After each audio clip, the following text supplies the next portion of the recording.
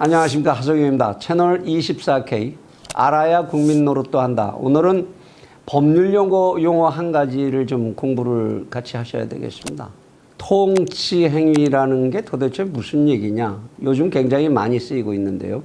한 유튜버가 대통령의 북측과의 그 관계 중에서 몇 가지를 문제를 삼아서 국정원에다가 간첩 신고를 했지요. 이 대통령을 간첩으로 신고한 게 지금 접수가 돼서 어떻게 처리가 되고 있는지 좀 궁금해서 전화를 했습니다. 그리고 국정원 직원하고 전화한 내용을 유튜브를 통해서 인터넷상에 공개를 해서 화제가 되고 있습니다. 거기서 국정원 직원이 대답한 내용이 참 재밌습니다. 대통령의 행위는 통치 행위여서 그래서 우리가 이거 다루기에는 부적절한 내용 같다. 뭐 이런 얘기가 이제 오고 갔습니다. 이 통치 행위라는 말이 그럼 뭐냐? 지금 문재인 대통령이 되고 난 뒤에 통치 행위 얘기가 또 많이 나오고 있습니다. 그 전에 이제 김대중 대통령이 남북 간의 문제를 얘기하기 위해서 왔다 갔다 할 때도 통치 행위라는 말이 많이 나와서 문제가 됐었는데, 이 통치 행위라는 말이 뭐냐? 청취자 여러분들도 좀 잘 알아두셔야 할 것 같아서 오늘 이 이야기를 좀 정리를 해볼까 합니다. 통치 행위. 국가 원수급의 통수권자들이 대외적으로 활동한다든지 하는, 또 대내적으로라도 특별하게 정치적 목적을 달성하기 위해서 하는 행위들 몇 가지, 이런 것들은 법에 의해서 전부 심판을 하기 어려운 경우가 있다. 그래서 법에서의 심판을 배제하는 그런 행위들을 이제 좀 정할 필요가 있다. 이런 이제 법학계의 의견이 통치행위라는 이제 용어로 다 집약이 돼서 나타나는데요. 쉽게 얘기해서 사법부가 그러한 행위들에 대해서는 사법적 판단을 하지 않는다. 이런 얘기입니다. 거기에 이제 어떤 것들이 있냐? 이거를 그럼 전 세계적으로 다 그렇게 인정하고 있는 거냐? 나라마다 조금씩 다 다릅니다. 독일, 프랑스, 뭐 영국, 미국, 우리나라 뭐 전부 조금씩 다 다른데요. 대개 이제 인정하는 범위가 법률로 다 이거를 규제하기에는 국가의 이익을 위한 최고 통수권자의 결단이라고 봐야 하는 부분들이어서 법에서 다루기에는 좀 어렵다. 이런 문제에 국한하고 있는 거죠. 예를 들면 이제 여러분들 이제 007 시리즈 이런 영화 보시면 그 007은 살인 면허를 가지고 있습니다. 물론 국내에서는 통하지 않는 얘기죠. 근데 이 살인 면허를 누가 주는 거냐? 총리를 경유해서 외교부 장관이 사인을 해서 이제 살인 면허를 주는데, 해외에서 영국의 국익을 위해서 행위하는 데 있어서 살인, 방화, 도둑질, 뭐 도청 이런 일체 행위가 면죄가 된다, 그런 얘기죠. 이것에 대해서는 밖에서 어떤 짓을 했어도 그 사람이 한 행위에 대해서는 영국의 국내법에서 처벌을 받지 않는다, 그런 얘기입니다. 미국이 지난번에 이제 NSA에서 국토안전부죠, 해외의 국가 수반들의 통화 내용까지를 도청을 다 해서 문제가 됐습니다. 그런데 미국 국내법에 의해서 처벌을 전혀 안 했죠.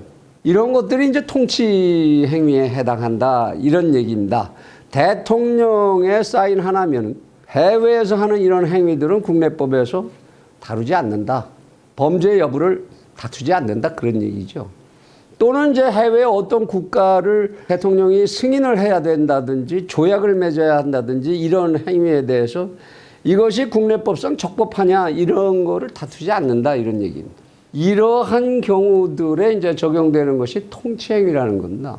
이 통치행위에 대해서는 이렇게 적극적으로 통치행위가 있을 수 있다라고 인정하는 이제 그런 영미법계 또는 대륙법계에도 그런 이제 인정하는 사례들이 많이 있습니다만, 우리나라의 입장은 지금 어떠냐? 지금까지 헌법재판소나 대법원에서 나오는 판례들을 보면 우리는 제한적 긍정론의 입장이다. 전면적으로 통치 행위가 인정되는 게 아니고 대통령의 그 국익의 실현, 헌법에 표현된 국익의 실현을 위한 몇몇 행위들, 이런 것들에 대해서는 우리도 이거는 통치 행위라고 해서 법원에서 다툴 바가 아니다라는 이제 판례를 보이고 있습니다. 그런데 그러면 대통령이 하는 행위는 전부가 통치 행위냐? 그건 아니지요. 대통령도 엄연히 헌법 준수의 의무가 있고 우리나라 대통령은 취임하면서 분명히 이런 선서를 하게 돼 있습니다. 헌법 제69조입니다.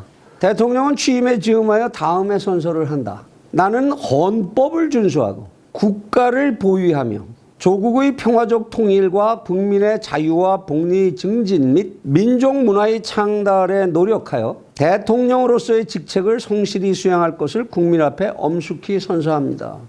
이게 대통령의 임무입니다. 그리고 그 뒤에 나오는 헌법 조항을 쭉 보면 대통령에 관한 부분은 그 뒤에는 전부 법에 정한 대로 이렇게 하도록 규정이 되어 있죠, 헌법에. 그래서 대통령의 행위라고 해서 무한정으로 모든 행위가 법률 판단의 대상으로부터 제척되는 것은 아닙니다. 어디까지 해야 되느냐? 여기에 대해서는 명백한 법률적 규정은 없습니다만 앞에 말씀드렸던 것 같은 건 판례에서 정한 바에 따라서 일정한 제한을 가지고 있는데 그 판례들을 좀 소개해 드려보면 이렇습니다.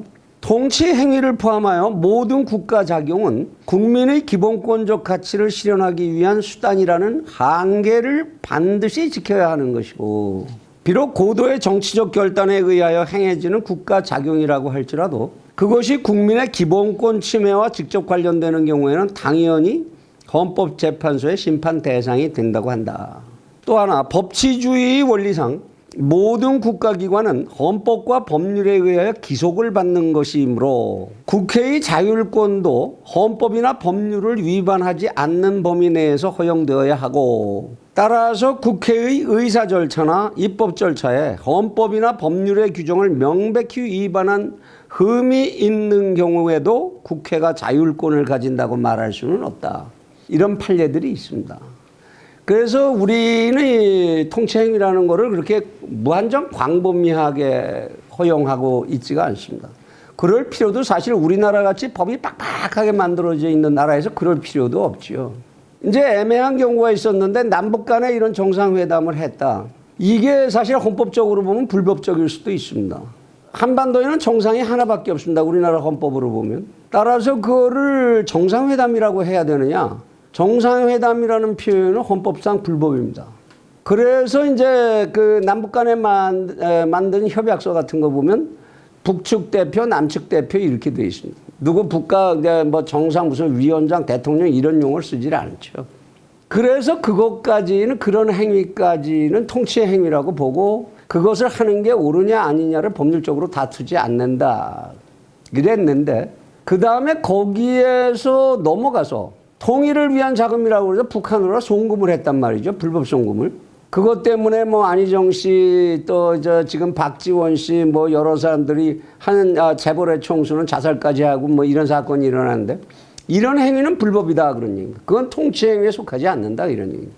당연하게 대통령이 국가보안법상에 열거되어 있는 간첩의 죄에 해당하는 여적죄나 이적죄를 지었다면 그러한 구체적인 행위를 한 것까지 통치 행위에 해당한다고는 이야기할 수 없는 것이지요.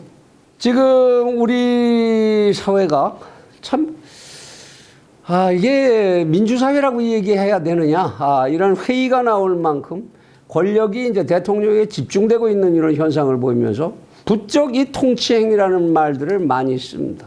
대통령이 하신 일이니까 통치행위에 해당한다. 대통령이 인사권을 행사하는 건 통치행위다. 그럴까요? 그렇다면 대통령은 초법적인 기구가 되지요. 옛날에 황제라도 그렇게는 안 했습니다. 황제라고 해서 법 위에서 법을 완전 무시하고 움직일 수는 없었던 거죠. 그래서 이 통치행위라는 말은 굉장히 절제되어서 사용되어야 하는 말이다.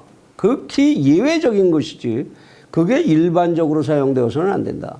통치행위가 일반적으로 사용되고 있다는 것은 그만큼 독재가 강화되고 있다는 것을 뜻하는 것이고 최고 권력자 옆에 있는 사람들이 이거는 통치행위입니다라는 말을 많이 쓴다면 그들은 간신인 거지요. 대통령님, 그거는 법률상 안 됩니다. 그거 헌법상 안 됩니다. 이렇게 얘기할 수 있는 사람들이 주위에 많을 때 그들이 충신이지요. 간신과 충신을 나누는 기준이 될 수도 있습니다. 이 용어가 얼마나 빈도가 높게 쓰이냐에 따라서. 독재냐 아니냐를 나누는 기준이 될 수도 있는 용어입니다.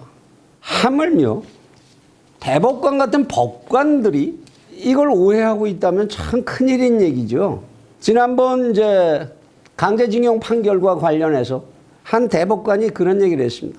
제2의 건국을 한다는 신념으로 판결에 임했다. 판결을 했다. 자기가 통치행위를 했다는 얘기입니다. 대법관은 그런데 통치행위를 하지 못하도록, 그거는 뭐 법학 교과서에서도 배제되는 영역입니다. 법관은 통치행위를 할 수 없도록 되어 있습니다.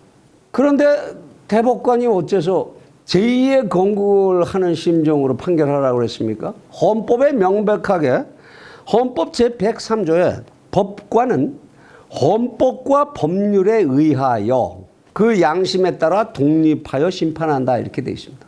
그가 양심을 발휘하고 독립성을 발휘하는 것도 그 기초가 헌법과 법률에 정한 바에 따라서라는 명백한 제한을 가지고 있습니다.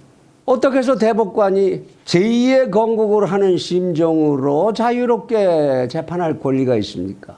우리 사회에는 이런 엄격하지 못함, 그리고 자기들이 힘이 있을 때에는 자기 편의적으로 마구 해도 된다고 생각하는 이러한 불법성과 초법성, 이런 것들이 우리 사회를 아직까지도 지배하고 있다면 우리 사회는 아직도 새까맣게 후진적인 사회라고 해야 할 것입니다.